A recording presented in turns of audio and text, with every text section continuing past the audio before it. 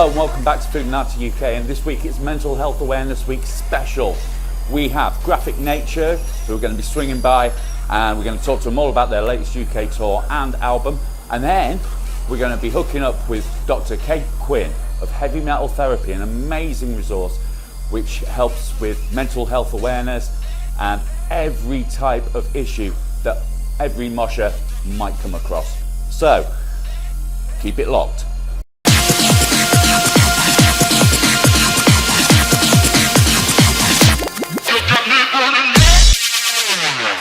Well, welcome back to Foodinati UK, and today we're with an awesome band, Graphic Nature here. So, how's it going, guys? Good. Yeah, man. Good. So it's Harvey, Pete, Matthew, Jack, Charlie. Thanks for coming, guys. I've been following your band since I first saw you on St. Billa's Witch Fever, spotting cancer bats. Yeah. Yeah, and we had Witch Fever in on last series, did an interview with them. And they were singing your praises, they were saying it was a great tour. You enjoy that one, yeah? Yeah. Good times, yes. Yeah, Cancer Bats are always a great band to watch live. I think I've seen them about 5 times now. They're always good guys. Fantastic. Didn't you get up on stage with them? Yeah. Yeah, he said like there was great. You and Amy. Yeah, we'd come up on stage, songs, but yeah. Wicked. So so the album's been out a little while, had a bit of time to gestate. Loving the fact that it's a heavier version of new metal. Is that fair? Yeah. Is that a fair approximation to what you're going for? Well, I don't know if we're a new metal band, but then the influences on new metal. Yeah. I don't fucking know, it's just metal in it. Yeah. As heavy as we want to be. Yes. With the influences that we've grown up with and stuff. So, yeah. And I love the electronica influences coming through, the bass music influences and stuff like that. Obviously, being a bass music producer myself, a 601, which I was bringing up. They actually got a song called 601, so I've got to find out what's your origin story of 601. Our origin, I was watching Neon Genesis and it just came up. It's like an emergency number thing, and we were trying to name songs from like the EP, and that was on the list, and I was like, yeah, fuck it. Cool. I showed it to the guys, and they were like, yeah, sounds cool. Yeah, wicked. So, yeah, just a note for any bands watching out there: don't ever name yourself after a number, because it makes you impossible to Google. And if you Google my band, you might find their song. And it's a fantastic song. So are you responsible for the electronic side of it? I mean, we all like electronic music, probably like more so than like heavy music, I'd say, for some of us now anyway. But we all like it, but yeah, we usually just find samples like on Splice and stuff like that, and then just build around that, to be fair. So, that's awesome. Yeah, that's kind of how we do it. Have you looked into getting other artists to remix you or anything like that? We haven't, but I think it'd be kind of cool if we did that at some point. Right, right. Yeah, just got a bunch of different artists to do stuff like that. Like Bring Horizon did that back in the day, didn't they? Yeah, absolutely. I mean, yeah, we've just started remixing. This isn't me time for business, by the way. We've just done one for Acid Rain, and we're doing another one for Infernal Sea. And because like America's got like Health that are doing a lot of crossover electronica and metal stuff. So we just had Author and Punisher on the show as well, and we were talking about how it's a right good time for electronica and metal to get it right. I think there's a lot of kids that there's a bit of a crossover as well, where like kids are tending to like both of them. Yeah. Again, how it kind of was in the new metal days, where kids kind of liked hip hop and like metal. I think there's you see more of that now, which is kind of cool. Absolutely. I mean, I've noticed that especially I've got a 15-year-old son, and he doesn't really see things in terms of genre at all. And his mates are the same, and they're all sort of starting a band and all that sort of stuff. And whereas I'm 45 now, when I was 15 it was you were either metal or you like dance music or you like hip hop, you just stuck to your lane. I feel like it was like that for a little bit after the kind of new metal thing died out, but yeah, I mean, especially kids using TikTok and whatnot, they're exposed to so much different stuff now that it will be a melting pot, won't it? Yeah, and the way kids process information these days is different to the way I grew up processing information. It's completely it's like wider, just so much broader. So yeah, with the record, a lot of the themes you touch on mental health issues and stuff like that, which I think is really important. And it's good for men to talk about mental health issues, and I salute any band that brings up these issues, because it does need highlighting, not in a worries me sense, but in a very real sense. You know. So yeah, salute you for that. That's fantastic. What are your plans for the rest of the year?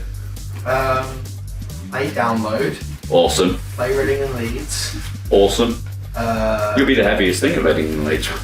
I think we actually are. Yeah. Like next to like Sleep Token. Yeah. Yeah, there's a couple of bands on that day. I think it's like the Rock Day. Yeah. Because obviously the pit stage is gone now, but they're still going to do a day dedicated to it, which would be cool. So it should be a good day. Yeah. Yeah, right. Cool. Yeah, excellent. I mean, not mostly playing as well, but not on the same day. Not on the same day, yeah. I was looking at the download list, like the download lineup this week, because people that I work with, they're like, you might want to pick which bands you want to interview, and I'm just like, how do you? Like, there's so much on there. It's like literally everyone from every area of heavy metal is going to be there. Yeah, the veggie ones should be better. Oh, they're veggie. Yeah. They're wings. They're wings. But yeah, it must be exciting. Is this your first time to download? Yeah. Oh, this. I mean, there's so much stuff to watch. You can see Metallica twice if you want. Yeah. So, yeah, absolutely. And I'm interested to see what the Horizon bring out, because it's like, with it being downloaded, are they gonna like go back to doing old metal stuff, or are they just gonna annoy everyone and make pop music? No, I think it'll be okay. I think they'll dust off a few bangers for it. Yeah, I reckon Chelsea Grin will get a bit of a play, won't it? Yeah. They usually do like a kind of like medley of old shit, don't they? Yeah. So they'll do something like that. But I'm full respect to them as well. And with you guys as well, bands that are pushing the envelope, like moving things forwards, because it really is breath of fresh air to see, especially the electronic elements done right. And for me, as not like a dance music producer, that's kind of like where metal and dance music got it, but one has either suffered for the other one, you know, or the guitars weren't punchy enough because the bass had to be way up in the mix. So for you to get it right, and it's like the beginning of Killing Floor, that those bass, you know, the program bass hits in there, just like pitch perfect, like drum and bass sounding, you know, really awesome. So this isn't just going to be me blowing smoke up your ass all the time. So who do you think we should be watching out for at the moment? Other bands? Who's floating your boat at the moment? I don't really listen to bands, do I? Just listen to FS2E12. Oh well, there's worse things to listen to. It's I don't know if we listen to a hell of a lot of bands. Also, I think lot. Vexed are gonna be one to watch now. Vexed? Yeah, Vexed are awesome. They're gonna bring out an album or a record soon, for sure. I've heard a few things about Vexed, yeah. I'd say they're ones to watch, and they're good friends of ours as well. Awesome. Good band, Pete's done photography for them. Awesome. So definitely Vexed. Vexed. Pupil Slicer as well. Oh, Beautiful Slicer, man. I heard them, like their last EP came through. I'm like, this is the heaviest shit I've been saying in a long time. But it's just so, like, really well produced as well. Yes, excellent band. Excellent band. Even though I can't, like, say their name without going like that. Right, so we've got the food on. How are you all enjoying the wings? Yes, good. Really All good? All good. We'll let I'm gonna try this one. Cult Wing know about this. Three or four. What? So we're not chopping and changing between different flavours. So you just took them to yourself. Yeah. Motherfuckers. I'll order some more, man. All right. So big up Cult Wing, big up Gavin for sorting all this out, as ever. And we proved that Cult Wing can be on the move. So there you go, there's my product placement, sorted, right, done. Oh yeah. Yeah, so is anyone here, I know like bands, when you're off the road you've got other jobs, quite a lot of the time these days. Even when you're on the road you've got jobs, in case of some bands I've seen people work for the NHS remotely while they're touring. Anyone here working catering or anything like that when they're off the road? It must be a first. Usually one in every band. Nah. I worked retail a shit ton. Yeah. Nothing in catering. No. I think that would be hell enough. Yeah. So props to anyone that does it, because Yeah. I suppose it's good for flexibility, isn't it, if you're in a band or whatever. But I mean, like, one thing I always say, like, touring bands, like, the reason why we managed to do quite well with this, with our guests, is because a lot of the time you're eating out of truck stops on tour. You know what I mean? So, any excuse to get some good nourishing, you know? Absolutely. I mean, you've been around about quite a lot. Have you had any places that have stood out in your memory as being, like, really cool, like, the venues treated you well, food-wise? I think of one that was the worst loading. The worst loading? Swansea, I hated that. yeah, Cincy and Swansea is difficult loading. Yeah, awful. I don't know for food, like the UK is difficult, like, I think. We always get sorted out in Bournemouth, don't we? Yeah, Bournemouth. Bournemouth is awesome for like. Yeah, I've Dog- had dog- to Germany, that's cool. Oh, yeah. It looks after there's the a main real man. After that. First, put a fucking pointer out there in the UK. They are fucking terrible for any like food. Yeah. Like, your rider will get sorted out. That's amazing. Like you get looked after and stuff. But like when you go to Germany and like Europe and shit, Yeah. you get looked after. It's next level. Yeah, I was just talking to James from Tesseract. They've just done a Latin American tour, and everything they ate looked amazing. Yeah, It looked yeah. absolutely fierce. That's a good band. Yeah, fantastic band. Yeah, what was I going to say? Bournemouth, that was it. Yeah, played in Bournemouth. Lucky enough to have played in Bournemouth with my lot because there's a big jungle scene in Bournemouth. And yeah, we've done a few gigs down there. Where are you guys from? Sort of like London, Kent, London and Kent. Yeah. London, South Kent. east of London, and Arts from like Essex or whatever. All right. Well, yeah, live in London. Yeah, I'm from Essex. Southend originally. There you go. Yeah. Southend, yes. As well. Yeah. Right. Well, so festivals coming up.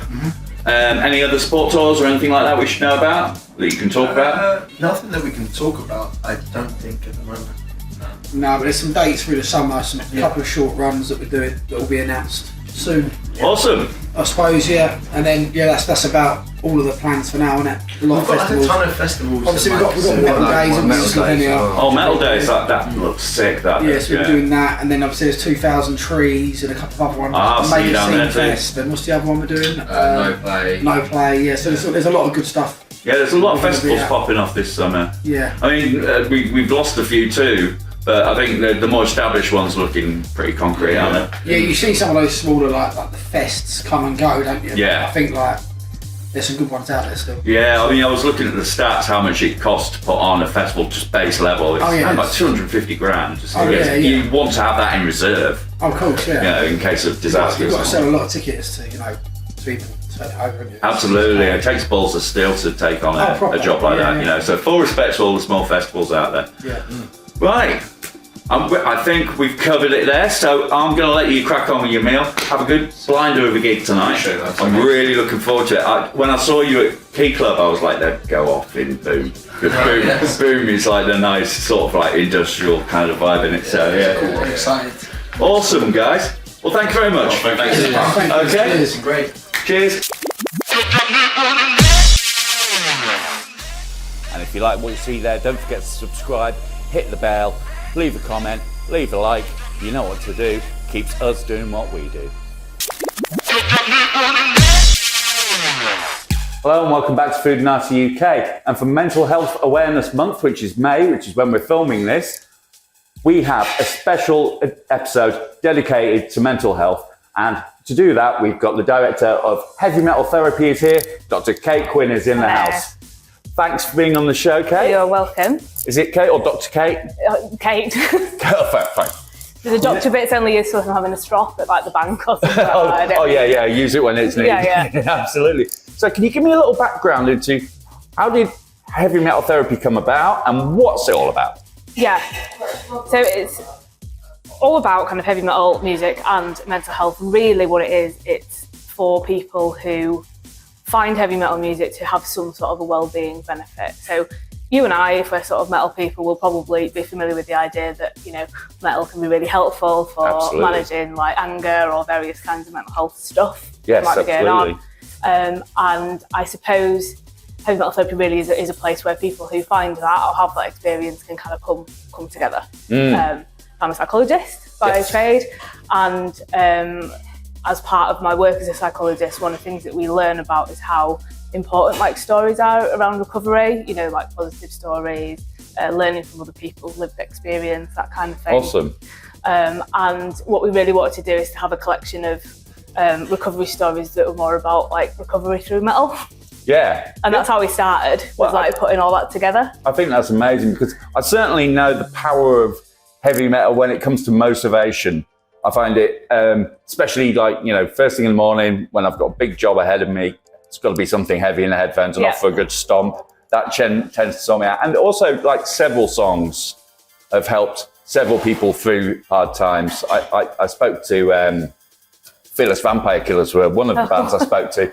And Keir was saying that he's had fans come up and say, this song really helped me out. That's, you know, and you hear of bands like My Chemical Romance, their fans definitely find some catharsis within the music. Yeah, absolutely, yeah. So was that the sort of thought process that went, you know? Yeah, in a way, it's been quite a sort of organic thing, really. So it's not like I sat down one day and said, right, here's my business plan, and this is what we're gonna do. It sort of came about more from, well, my own personal experience of finding that stuff to be really helpful for me. And also, you know, maybe working with some people for whom that seemed to be the case as well, like in my job. And to start with, it was really just a collection of like me and my mates really saying, you know, this is definitely a thing, isn't it? It certainly you know, is. what can we sort of put together? So that's absolutely how it developed. And then we started with like looking at nerd stuff. Oh wow. Very much. And like research and all that kind of thing. So I did a little bit of a summary of like all the research that's around about heavy metal and mental health. You might be familiar that in terms of like in the 90s, heavy metal had a really bad reputation around mental health. So people absolutely believed that it would make you like kill yourself or commit crimes. And it was quite the opposite, wasn't it? Yeah, well, the more recent stuff, what it's saying is actually it's quite good for emotional processing. Absolutely. And also the fantastical elements of heavy metal is very, very good for escapism, which is always necessary. Now, as you can see, the food's arrived. So what we have here is we have some Raven Teriyaki, which is our curry and spice one, and we have a jerk punk, which is your Caribbean flavours. So get stuck in, there's some napkins. I've done an interview where you have to eat. Well, you don't have to eat. No, I really want to. Just pick away. Okay. So one thing that was I noticed was there's I think I read it on your blog, there's a thing about social anxiety, about if you're going to crowded spaces, like festivals, for instance, which is we're on the cusp of now. Well, have you got any techniques that you think are helpful for people who are a bit scared about getting into that crowd situation?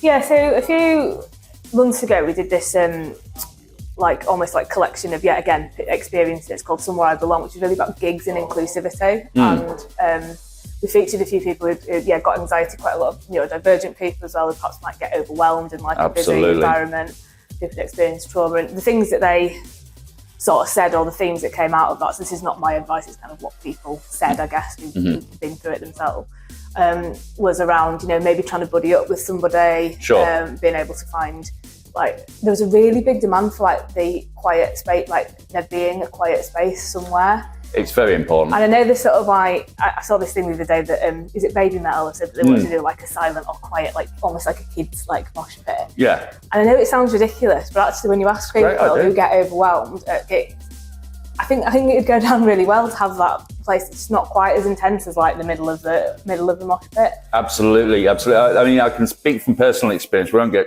too into that, but I have to make sure I have know the safe spots when I go to a show, and I go to a lot of shows obviously with this, and I have a condition called NEAD, non-epileptic ataxis. that one, yes, came out of my brain somewhere from university. That one, but diagnosis ongoing, but yeah, sure. I'm not going to get bogged down with me, as I always say in these interviews, but so I find it helpful to scope out the space before the gig even starts. So I know where the disabled spot is, I know where the exits are, all that kind of stuff. And that can help safeguard my night.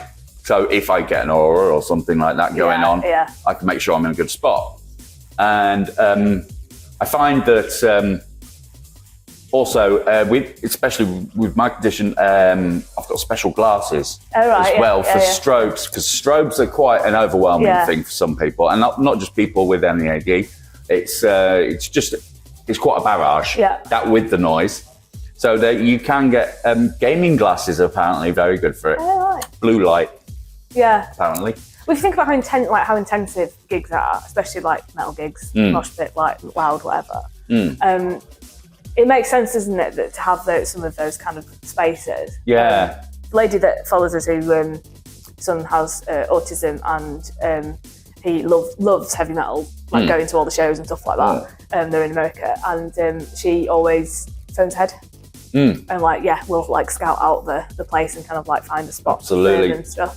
But yeah, he's like been really embraced in the in the scene, and he'll wear like noise cancelling headphones as well to kind of make that part of it a little bit less. I know it's less intense. It's vast majority of people who go to gigs these days are wearing earplugs. Yeah, well, I do. yeah. Well, it just on a basic health thing, just protect your hearing. So we've had a little bite to eat there because it seems a bit ridiculous letting it all go cold. But who would have thought after 30 of these interviews we would have got the balance right on that? So here's a little something for you. Okay. We have the Foodinati. There's this Chili of the Valley hot sauce. Chili of the Valley. It's all the way from love a pun. all the way from Cardiff. Oh wow, amazing. And these are our friends. They make sauce for Those Damn Crows, and there's some new ones which I can't announce yet, but there are more banned sauces on the way. Amazing. So there you go. If you'd like to give it a little try of that on the chip there. On the chip. We have to do some. Is this going to like blow my head up? No, it's a medium. It's a medium. I gave it to my mum. My mum was happy. And your mum was all right with it? Yeah. And she doesn't really Your mum might be harder than me. No, she doesn't do spicy food. She does nice cake. No, it's good. There we go. It's good. There we go. So we're 10 on 10 with those reviews. So, so have you had any bands get in touch as well? Yes and no. We did a bit of a feature where people shared their own songs with people who were in bands, songs that had mental health themes, and sort of did that as a bit of a feature on the website, which was really, really cool. It tended to be smaller bands or emerging bands that have done that. I think what's quite interesting is a lot of bands, especially metalcore bands now, do have explicit mental health themes in their Absolutely, lyrics. They do. So if we were to say, all the bands that are metal bands talk about mental health, that would be all of them. Well, in some way. It feels like it's absolutely lazy. Unless you steal Panther. Yes, there are some that aren't.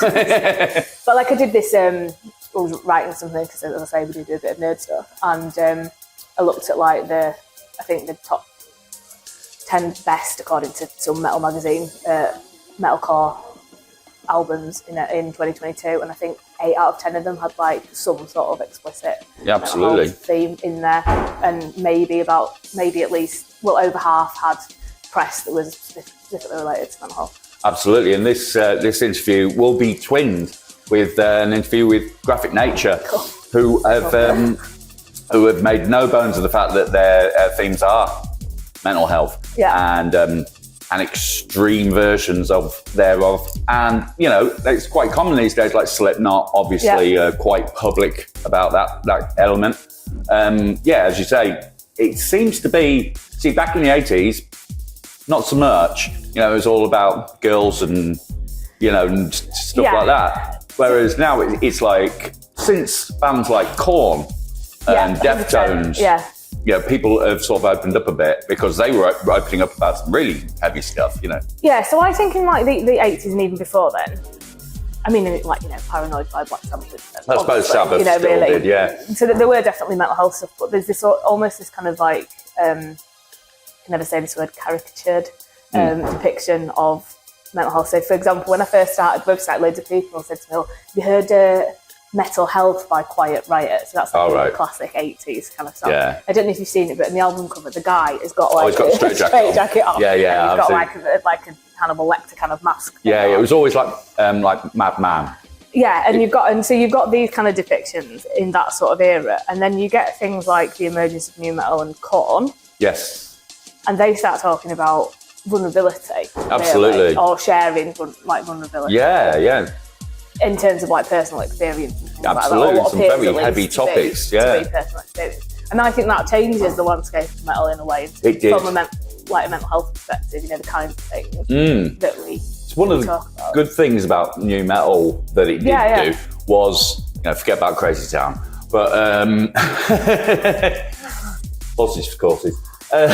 Korn and Deftones especially, like as you say, it's exposed this vulnerability side whereas before, I mean, grunge also did, Kurt Cobain in particular, and well, all of them really, Chris Cornell as well. It was less about the macho heavy metal guy in his spandex holding his guitar above his head, and it was more about like soul searching and stuff like that, which was quite an interesting change, and one that I caught as a teenager. Yeah. Well, I was a new metal kid basically, Right. so that was my sort of I think era really when I. Yeah, absolutely. And Changing those myself. bands you discover in your formative years are actually pretty important. They inform quite a lot, Yeah, don't they? 100%. And I think I've said this in various places, but if I have a bad day, I can still put on Iowa, for example, by Slipknot, and it's still my kind of go-to. I'm pissed off. Absolutely. And people think, well, if you're pissed off, why are you listening to something that's more pissed off? But it's that catharsis. Yeah. And I know for myself when I've done a bit of work fronting heavy metal bands as well as my other day job, and I used to look forward to band practice because the hour or so of screaming my lungs out, I left feeling cleansed. Yeah. Absolutely zen. Yeah. After that. Yeah. There's a lot of catharsis with like that sort of music that I think gets overlooked. Yeah, no, 100%. So I often sort of consider, if you think about coping strategies, as being like a little bit like a scale of like distraction-focused things on one side and then emotion-focused things on the other. If you think about distraction being turning away from emotion and emotion-focused being about turning towards things, I think what you get with metal is it's more on that side around turning towards something, working through it. Sometimes facing stuff that I guess in our society might be a bit taboo or discouraged. Anger particularly I think is a good one, but I think there's as well. And I think some of the frustrations sometimes people have around, I don't know, wellness or mental health or whatever, is that it's all very much over here. Listen, and when we do talk about music, it tends to be like, oh, let's put on something really calming, relaxing, help you to sort of kind of regulate that way, which is fine, that's not a problem. Yeah. But there's a role for the other stuff as well. Absolutely. For as much as you want to go to a meditative state, sometimes you just want to go and scream. Yeah, exactly. And metal's good for that. And as I said, you come out, do feel a bit cleansed by it. I know, especially if I'm having a frustrating day and I'm getting overwhelmed, I find a lot of like the really heavy stuff really helps me, like Dillinger Escape Plan or something like that. Something mega technical. Or I'll listen to something like, Tesseract, something that'll keep my brain occupied as well, keep me thinking, which I think's quite good as therapy. Yeah. So, are there any other sort of, is there an exercise element that you've explored, maybe, like physical exercise? Yeah, so I was about to say that actually when you were talking about the idea of catharsis or whatever. We were approached by an organisation called Rockbox, and they do like rock and metal fitness, boxing fitness classes. Absolutely. And they were saying to us that all their heavy tracks they call therapy tracks. Yeah. And that's because what happened over time, I didn't do this, one of my co-directors did the interview, but what they were saying is over time what's happened is people kept saying to them, it's really good for anger management, that they feel much better mentally as well as physically. And we know exercise is good for your mental health anyway, but especially around that, engaging with that kind of music. And so much so that they're almost like, we feel as if we could like research this because we think it's it's definitely this really powerful thing. And I go to one of the classes now. And brilliant.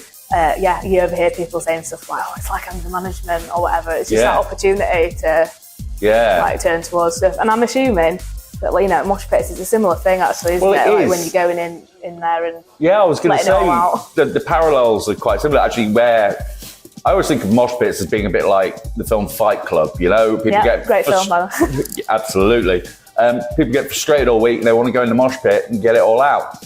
And it's like a sort of consenting place for a bit of rough and tumble. Yeah. Which generally that's Yeah, it's what a mosh consensual pit aggression, isn't it? Because Yes. there's rules actually about No, it. aren't no, there? You know, big there's rules, quite, you know, big quite clear rules. rules about it. If someone falls down, you pick them back up. Yeah, exactly. etc. Exactly.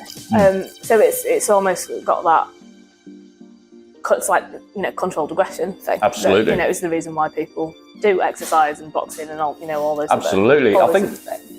I think one of the, don't know if she's behind Rockbox or if she just goes, but Lisa from Pulverise, I think she's an avid boxer. Yeah, there's a few of them like RockFit and like, you know, similar ones, but it's all on the same principle actually, you know, engaging with that stuff. Absolutely. You know, in a physical exercise kind of context is, I find it's it's very helpful tool for me because I have to do physio yeah. in the mornings, and I've actually thanked Berry Tomorrow for their album Right, because yeah. it's fantastic for Yeah, physio. yeah. 'Cause The new it's- one, 7 Yeah, it's good. very driving. Yeah, And if you've got to get up that hill and you've got to get a stomp on, excellent Yeah. stuff. So Yeah, I so do- Danny Winterboats is a big mental health advocate person. Absolutely is, yeah.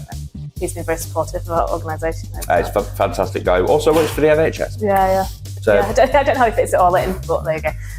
no, me neither actually. But it's amazing. That's something we've touched on a lot with Foodinati is bands with their day jobs, Yeah. because not many bands can do it full time. Yeah. No, and although we've always said that we're kind of a bit, you know, you were asking me about bands before, we're more of a sort of fan organisation than we are like for musicians. That's partly because we don't work in the music industry. Most of us are like mental health professionals or people Right. with lived experience of mental health challenges. But I do acknowledge that actually there is something quite stressful and difficult about that lifestyle. Absolutely, And, there is. You know, like touring and, as you say, Absolutely. making the money work and stuff is quite Oh yeah. hardcore, isn't it? I mean, it's funny because obviously heavy metal used to think about hard drinking people. Yeah. And as long as I've been doing this, there's only been one band that actually really had a drink when they did the interview. Really? Yes. A lot of them are actually really, really clean living. Yeah, so they've yeah. got to go on stage every night.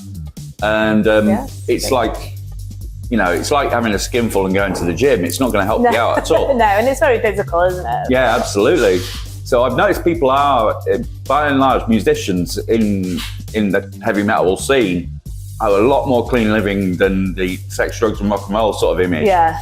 And that's a bit of a fallacy that died in the 80s, I think. Yeah, it's a bit of a generational thing. I think that, so I work a lot with young people anyway, and I think that that's kind of changed a bit in terms of like less young people drink now than when I was like Absolutely. you know, that age, and it would have been unusual for somebody not to like not to drink. Yeah, I mean, I've got a 15-year-old myself, and he's and his mates. They're all so much more clean living than I was at 15. I was a terror at 15. I was scared of having a 15-year-old, but they're all really sensible now. Yeah. I think they've got different distractions these days, like TikTok and things. Yeah, and not a day goes by that I think I'm really glad that like my entire adolescence wasn't documented on social media. Absolutely. Oh, in the way that it is now. Yeah, absolutely. I was a rave DJ in the 90s, so Oh wow. enough said. Yeah, I'm sure enough there's, said about that. But so what's the future hold for Heavy Metal Therapy? Are you going to be popping up at festivals, gigs? Yeah, so we've done a few like you know, we bring resources and stuff like that, and they'll have like stalls and things. We join our friends the Black Sheep for Bloodstock, who kind of help with the welfare. Wonderful. Stuff and have Oh, that's things there. We're also exploring whether or not we probably won't do this as an organisation, but if we can kind of collate a bit of a list of like, you know, peer support things that are going on where people might actually want to meet up and chat, or online Wonderful. kind of chat. We do have a bit of a peer support element on the social media as well, which is So if people wanted to get involved in like a Zoom. so we're thinking about setting that up, but as it is at the moment, we've still got like, you know, a couple of like chat groups and things like that that people can contribute to, and we're always looking for you know, contributions, stories, bits of like blogs and things like that. Absolutely. If people want to do that, and we've got a couple of quite exciting research things coming up that people are getting involved with, because I suppose stage one was kind of like saying, well, what is the research that's out there? Some of which, as I said, is quite negative, some of which is indicating that there actually could be something much more positive around engagement with extreme music. So we've connected with a few people who are actually trying to add to that evidence base now, Awesome. which is really cool. So you've got a whole database forming for, Yeah, so what I want to do is to have a complete list of accessible summaries of all the research. So somebody who doesn't have any kind of background in research could watch a video or look at an infographic or something like that and see this is what it says. Absolutely. Because what we want to do is help people in the community to engage with that. That's great. The science of it, if you like. Yeah, I love that. It's something I'm trying to do with Foodinati is have a sort of for us, by us sort of thing. Yeah, and that's it. That's really the what we're really trying to do is that we're all fans of metal. We're all people who are interested in the mental health benefits, whatever. Absolutely. I don't really. So I used to talk about the idea of it being like a co-production thing, but I don't even do that anymore because co-production is still, in my opinion, as a phrase, about them and us. So there's me co-producing this with you. It's not that, because we're all part of the same thing. Absolutely. So Absolutely. it's just a community. Well, it's community psychology really, but it's the community. And I do find the heavy metal world is built on community. Absolutely. If you go to Bloodstock or any one of the UK festivals, you'll notice that the atmosphere and people look after each other quite well at these things. I've rarely seen any negative stuff happen at festivals. Rarely. I'm not saying never, but rarely.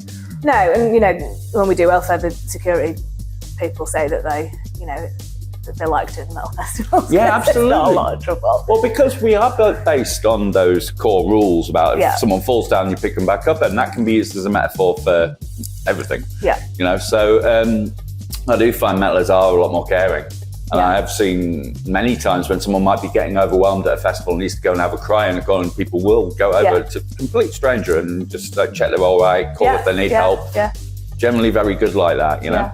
And then you've got the other end as well where people on wheelchairs are getting crowd surfed over mosh pits because everyone's making sure they have a good time, Yeah, and I love that part of metal because I think that there is this real welcoming, kind of inclusive thing. Absolutely. However, every time I have this conversation, I always feel like I have to say, I know that there are parts of it that aren't as good around that. Absolutely. That inclusivity bit of it. Oh, absolutely. I mean, it's getting better. Yeah, I hope I've noticed, especially with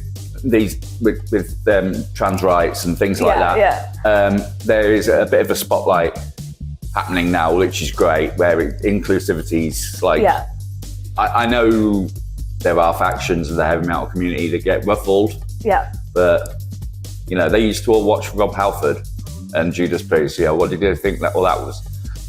It's like. So it's funny because I actually have an interview coming up with a band called Deaf Goals, and they're an openly trans band. Right. Cool. And their album's just killer. You know what I mean? Yeah. That's the main reason why I'm interviewing, because their album's killer. Yeah. And as soon as we can, break down a few of those walls, so much the better. Yeah. I think what we've done, which I really like, is that I know that there are parts of the metal community that maybe are not as tolerant as the kind of stuff we're talking about now. That's a good word, yeah. Certainly when we do things like we build playlists together. So we've got a playlist probably for every single emotional experience you could possibly imagine. That sounds good. So obviously anger's a massive one, but up and down emotions, feeling empty, sleep, grief, anything that you can sort of think of. We've got all these big playlists. It's really rare that anybody suggests something that's I don't know, racist or whatever. Oh, yeah, it's very rare that somebody wants to. In fact, I don't think it ever happened. And because we've sort of set up quite a lot of moderation type rules around making it quite a safe space online, we don't get a lot of that. A lot of problems. Everyone does seem to be. I would have thought pretty tolerant. I would have thought the average. I mean, if there is an average. But the sort of person that's going to come to your site is going to be a little clued up already because they'll know about the site, which is a good sign. Yeah, and obviously they're interested in it, so it is a sort of a subsection of the community, of course. And many of them, most of them, probably identify with having some form of struggle with navigating the world. Absolutely. For whatever reason. I think it's so important that you're doing this because I know a lot of people that I've met in heavy metal, because we're quite a, sort of insular group sometimes. We're just like, I'll just hang out with metalers. So it's nice that they've got a resource that's for them. Yeah. That they can feel a bit more comfortable than going to the doctors, or sure, still go to the doctors. Yeah, but it's not a substitute. It is not a substitute for going to the doctors. It's to help with the going to the doctor's business. So yeah, the playlists. You poked my ears up there because I didn't know you did playlists, so I will be checking those out. Yeah, so they are like co-created with community members. So I'll say, right, okay, we're doing a playlist on anxiety. People will make suggestions. Awesome. And some of them are like 12 hours long, sort of thing. So, Sure. do you imagine how long the Angle playlist is? It's like, absolutely. So yeah, they're all co-created, and then I've got like somebody who basically acts as a bit of a curator, so they're updated on a regular basis as well. So like new stuff. Awesome. Goes on them, and yeah, it's a real kind of mishmash of all things metal and metal-ish, as we say. So close enough. Yeah. What we're really careful about is we really don't want to kind of go down the route of like gatekeeping. Yes. Stuff. Of which there's a lot of. My opinion is, if somebody is sharing something with you because it's relevant to them and their experience, that is them being vulnerable with you. Absolutely. And we will not shit on that. Good. As a community, if that makes sense. Because that is one of my biggest bugbears with the community. Is someone will say, "Oh, I really like this new Metallica song," and then everyone will just go, Metallica, it's not real metal or whatever, or whatever. All the gatekeeper stuff, and there's a lot of it about. So same with Foodinati. We don't say we're a heavy metal food show. There's a lot of heavy metal on our food show. We're an alternative food show. Yeah. And more music than food these days. But so and once again, we have had a bit of gatekeeping on the side. What's Jazz Coleman talking about hot sauce for? He should be talking about his new album. Well, because he made a hot sauce and he's very proud of it. He wants to talk about it. And what's it to you? Yeah. You know what I mean? So we've like stamped it out basically on like. That's a hell of a job. So but I say that of all the things that we ever have to moderate, occasionally it's that. Yeah, I should imagine people like the factions. The Megadeth over Metallica camp, or that's the most obvious one. That's not metal. So we have like a feature that's on not Metalcore Monday, which occasionally it's is that metalcore? I don't care. The death metal and deathcore arguments, they go on forever. And they go even more nerdy than that. It's like, is that technical death metal or progressive death metal? It's just music. It's just good. Just leave Having it. said that, what is really, really good is I don't consider myself to be an expert on music at all. I like what I like. Mm-hmm. And what I like is probably stuck in like, the mid 2000s or whatever, which is fine. Not wrong with that. But the community now, I can say, so for example, we've had a query, somebody's doing some research on depressive suicidal black metal. I don't know anything about it. I was wondering if that was going to come up. Yes. I don't know very much about it. And I can go on the forum and say, does anybody know loads about this? And there will be people who know loads about it. And that's the good thing about having like a community-led thing, is it's not me as being an expert saying, right, I'm going to do this and this. I will reach out to the people that are involved and say, this is what we're going to do this, or, do you want to do this? Absolutely. And, it brings them along. So I get to benefit from their expertise, if that's lived experience in mental health stuff, or if it's, the fact that there are a couple of nerds that know loads of stuff about depressive suicidal black metal. And that bit that's great. It's funny, but I was going to bring that up actually, because I spent a year living in Bergen in Norway. Oh wow! And I was around a lot of the black metal scene, and the suicidal black metal scene. It's on one hand, it's trying to be as extreme as possible, which is all black metal. Yeah. A lot of black metal does. It's either storytelling or just taking an idea to its nth degree. A lot of the death. And the gore grind and that sort of stuff. And it's just going for an emotional response. Yeah. And obviously suicide is going to provoke an emotional response. So there is a certain amount of theatre around black metal. Yeah. But where do you stand on that? Because is it glamorising the idea of like people being suicidal? Are they saying, oh, you're going to go off to a better place, la la la? Could it be damaging to someone to listen to that sort of thing? where do we go? Yeah. Because we don't want to censor, do we? No, and I think so this is where it gets not complicated as such, but I think there's like nuance is quite important. So it's not really the case that you listen to heavy metal and it'll make you commit crimes or whatever, which is what some people were worried about, or even maybe tried to create. Our good old friends at the Daily Mail. Yeah, in the kind of 90s. And there's all this stuff about emotional processing, which might be really good, and turning towards, which might be really good. And if you feel like that, there's maybe something validating about somebody talking about your experiences. And you're not alone. So that could be potentially quite positive. But I don't want to kind of throw the baby out the bathwater and be like, so what you need to do is just like constantly listen to Depressive Suicidal Black Metal all day. That's going to make you feel better, because actually there is something about you don't want to live in it. Maybe there's there's definitely a role for opposite stuff, so listening to happy music when you're sad, just as much as there's a role for turning towards it. And I think there is a balance. I certainly don't want to give the impression that we're kind of glorifying the idea of listening to loads and loads of... It's funny that topic comes up because, like, in the case of, say, gore grind or something like that, it's so cartoonish. And it's like watching horror movies. You know what I mean? And it's exactly the same sort of thing. Just like, no one's listened. To be honest, this came up when I was talking to Blood Oath this week, who are a particularly mighty heavy metal band in the vein of Amon Amarth, proper rock. And I was saying, like, the more extreme the music, the nicer the people generally.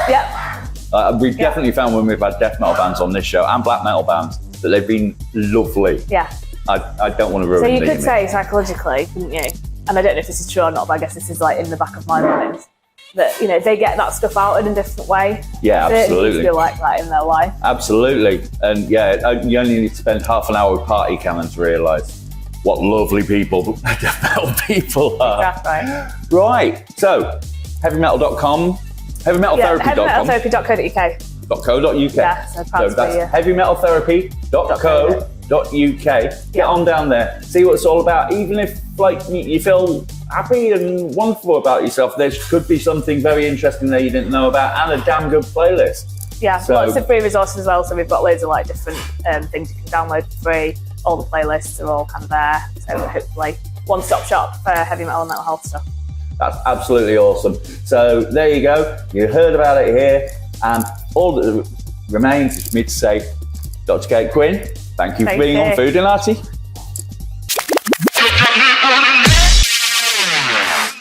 And there you have it, the end of Series 2. Thanks to everybody who's been with us. All the amazing bands, all the amazing artists, all of the amazing people that I work with. Thank you very much. We're going to be handing you over to Series 3, where Foodinati hits the festivals. Check that out starting next week.